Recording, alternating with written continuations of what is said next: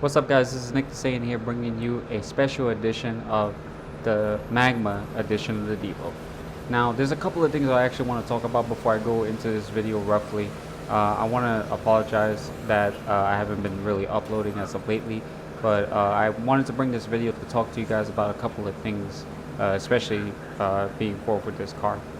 I feel that this vehicle was definitely worth the grab. I mean, it's an excellent vehicle. It's an amazing vehicle to look at and whatnot. And I feel that, it actually has somewhat of good handling, especially with Acres Tune. Shout out to him. But my biggest problem with this vehicle is the question remains in my head. Is it a good vehicle to run New York Hyper Racing or any hypercar events? Judging from the perspective of the video, if I didn't have any traffic, it would have been a 27-minute run because it's really not the car, it's me. Not trying to sound overconfident. But I feel that this particular vehicle has a issue with just cornering. Because as you can see, I mean, the one thing or benefit about this vehicle is that it actually sticks to the gravel or sticks to the grass.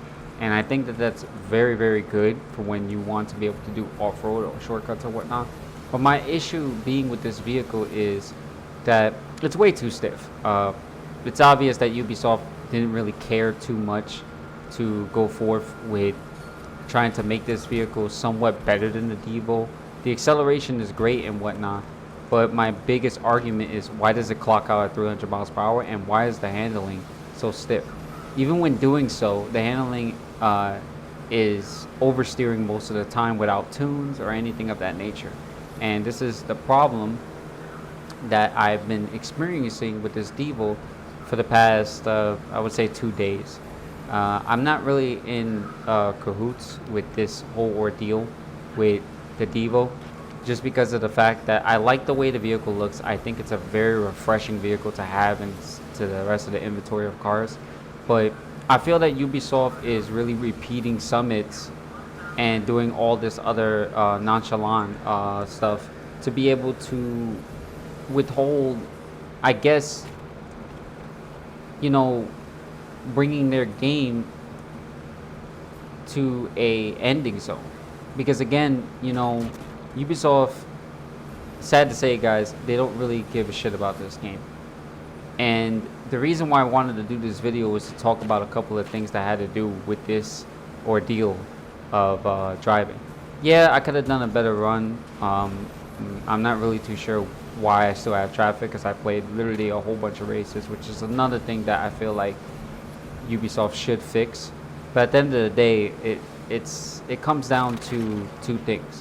One, the simplistic argument that has more to do with the physics and the overall experience of the game when it comes to black screens and other issues of that nature, or just being able to give us more cars. I mean, they obviously lied about the Gamescom ordeal. There was nothing shown in Gamescom as far as we're concerned. So it makes us believe that Ubisoft is going to either do what they did to Driver, which is pretty much abandon it in the near future, or this game would not be worth playing, coming November 8th when Need for Speed Heat drops. Now, I'm not saying I don't really like the game and I don't really love TC2, because I really do. But my issue is that if there's vehicles like this that are going to be released to us, I feel that before the release of a vehicle, before the release of a summit, we need more vehicles. Because 9 times out of 10, summit vehicles are great to be able to grind for. And the summit is the only reason the Crew 2 is even alive to this current state.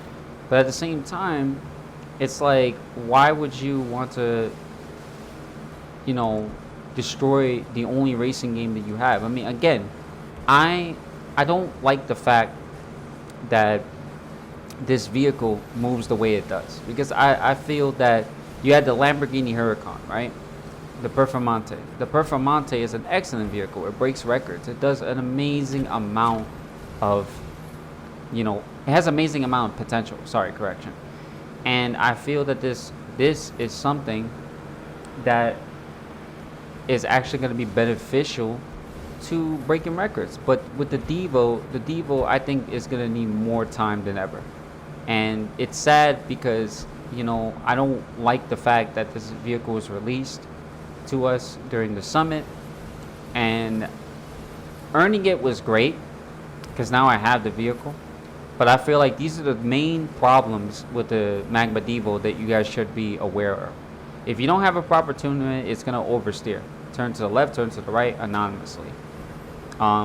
Two, if you get a tune for it, it's gonna have stiff handling, but you need to be able to readjust and tap the brake instead of holding it, because that's just gonna cause more oversteer.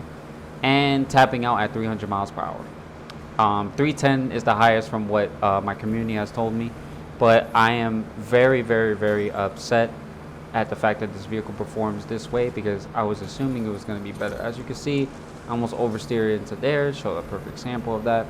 But yeah, Ubisoft really needs to put their fucking foot down, and they need to stop with this bullshit. And I'm tired of all these fanboys sticking up for this very wacky ass company and their basic decision making, because this is basic.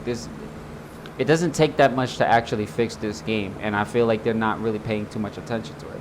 So I feel like they should really, you know, see this as a personal reminder to get away from that money greedy mentality and being able to care about the community. But 9 times out of 10, that's not going to be the case, and sad to say, Divo Speed Heat is going to be able to take over.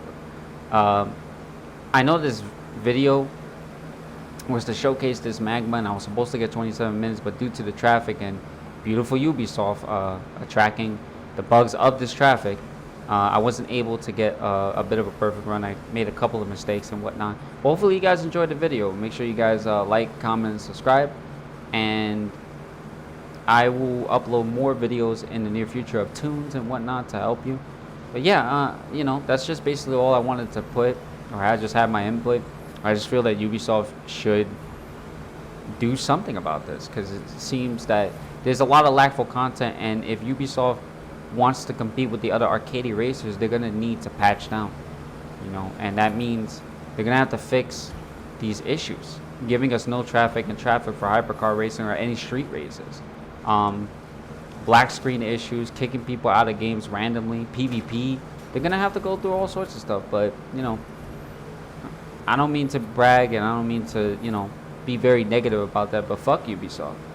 You know, we all enjoy this game equally, and it seems to me that this game is not going to get better, sadly, because you have some selfish bastards that work in the development office that don't want to do anything to kind of like work on their game.